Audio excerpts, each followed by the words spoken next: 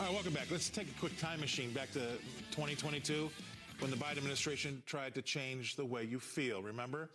They tried to change the definition of a recession, but they really couldn't do so without changing your feelings. And we couldn't change those feelings. I think we've been in a recession, and that's how a majority of the country felt, and that's why they voted the way they did in November. I think the messaging out of Washington needs to address that fact, though. Arguably, we are or were in a recession, and after you subtract government spending and government jobs, that's what you're looking at, right? Tell the voters you're ripping off the Band-Aid. I think that's what we should do, and tell them we're stopping the government spending, and the economy might look not as good as we thought it did, right? Just come clean, dust ourselves off, and move forward with less fraud, less waste, and less abuse. And, oh, yeah, with less regulations. Now, that's going to be one step backwards and two steps forward. Yeah, I get that, but we're going to be able to deal with a reduction in the money supply, but we'll be more efficient. We're going to deal with tariffs, and arguably we'll see a lot of those dollars come back to the private sector. So all in all, I'm pretty excited about the future. I'm actually kind of bullish, but I think we need to make it be known that we're starting from a pretty difficult position, actually a very difficult position. Now, my next guest will probably have an opinion on this. Please welcome to the show Ms. Rebecca Walser. I think she's coming to us from Phoenix, Arizona. All right, great part of it. It's hot out there right now, isn't it? Already, Scott. What do you think? I think they should really start telling people, look, it was nowhere near as good as they were telling you. And if you take away a lot of what the government did with its spending and hiring, arguably we were in at least a rolling recession, maybe a full-blown one. They try to tell us 2 negative quarters of growth is not a recession anymore, but they couldn't change the way the voters felt, that's for sure. Amen. And thank God for that. Thank God that the voters understand that what they feel is their truth, is their true barometer, their true north. And they said, hey, we don't agree with this. It's like literally trying to convince people that 2 + 2 = 5. And people are literally trying to do that. They're trying to rewrite, Scott, a lot of things that we know to be true that are no longer true. So this person is not this person, they're that person. 2 + 2 does not equal 4 anymore, equals 5. There's all of these things that we're trying to be trained on, that everything is fine, just like Janet going around and saying that inflation was transitory for 18 months. It was never going to be transitory when you printed the equivalent of $10 trillion with all of the coronavirus monetary and fiscal stimulus. So that was ridiculous on its face. And she knew that. She knew that. But the fact was they weren't going to do anything with interest rate policy anytime at the early days of when all of this happened. And so they had to give themselves more time by saying it's transitory, it's transitory. And this is the problem.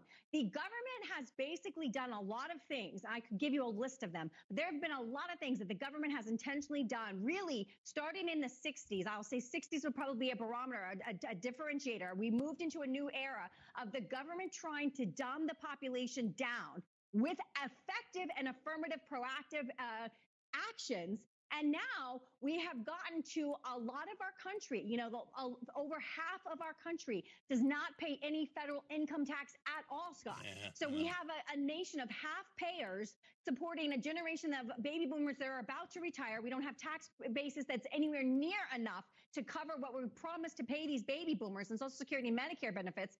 And so it is time for the government to realize that they played the game the wrong way, and that dumbing down the population and making half the country not actually effective taxpayers is not a way forward for the largest economy in the world, that we're going to be surpassed by China. And we've been surpassed by China in many factors, that's coming. So I know I'm rambling here, Scott, but I just want to say that the government has created a slew of people that are dependent on the government. Yes. And that is no way forward for a country. And it is the death knell. If we don't get in control and get back in control of this situation, then China's going to take the rest of the world, and it's going to be off the races for China. Well, that's what they want, though. They want everybody to be dependent upon them, because then they think everybody's controllable. But ultimately, that's what they want, right? So if they believe everything that the government says, and they don't question anything the government says. I mean, this came up in a meeting yesterday. All these efforts that Elon Musk and Doge are doing, there's people talking about some sort of rebate going back to the U.S. population. But it's only going to go to taxpayers. I guarantee you that the country's going to have a hard time with that. No, I mean, they're going to be angry if I'm not a taxpayer. They want their fair share, too, which is not their fair share. I mean, look, they're convincing you that it's a mostly peaceful protest. They're convincing you that you don't feel the protest. Feel the recession. They're convincing you that men can have babies. But what they're really trying to do, from my point of view, is rock you to the core so they can make you so upset and scared about the future that they can get inside and start to control you easier.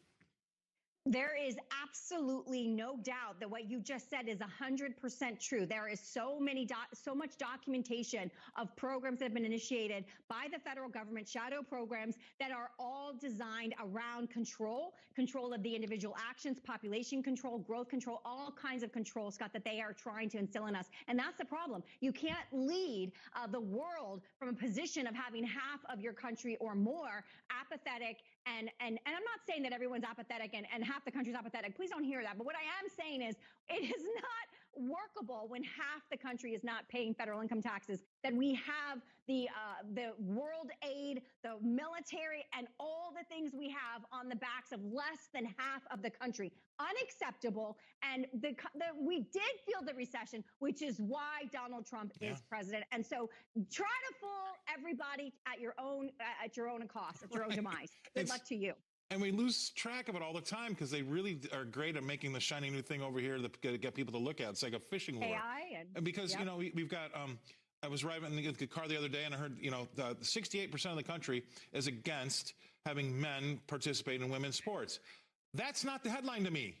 The 32% that didn't think that was wrong is the headline to me. I don't understand. But why are we reporting on the 68% that agree with me when I think that's a no-brainer? And that number should be 98%, right? I don't, and so. But you can't blame the 32+%, Scott, that believe it, because they have been indoctrinated since birth. You have lived in an American that was different than the America we have now. These people that are agreeing with this have been indoctrinated since K3. Let's just like pre-K3, they've been indoctrinated. I mean, and it's sad. And this is what you get when you implement these policies and you start teaching people at the very, very beginning that you decide what you are, not God. Then you're going to get 32% of your population believing that men can have babies.